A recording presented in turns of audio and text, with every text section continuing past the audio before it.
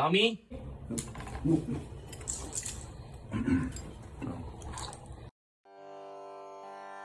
കടന്നു വന്നോടാ.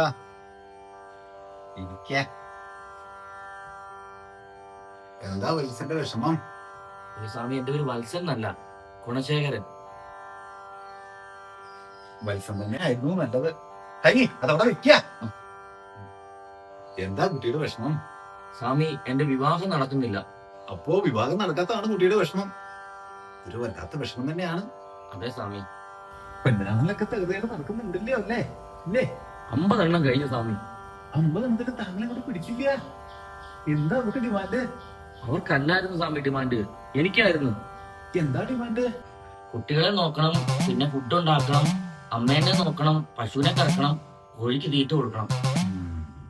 അപ്പൊ കുട്ടിക്ക് പണിയൊന്നും ഇല്ല അല്ലേ?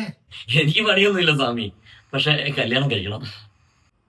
അപ്പൊ കുട്ടിയുടെ കല്യാണം നടക്കുന്നില്ല എന്നുള്ളതാണല്ലേ ഇല്ലേ കുട്ടിയുടെ വിഷമം?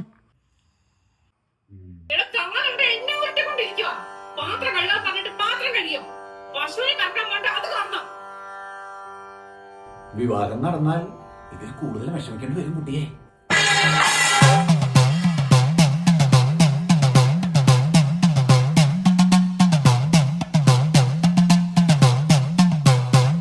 എനിക്ക് പോകാൻ സമയമായിരിക്കണോ? പശുവിനെ കറക്കാറായില്ലേ? ആ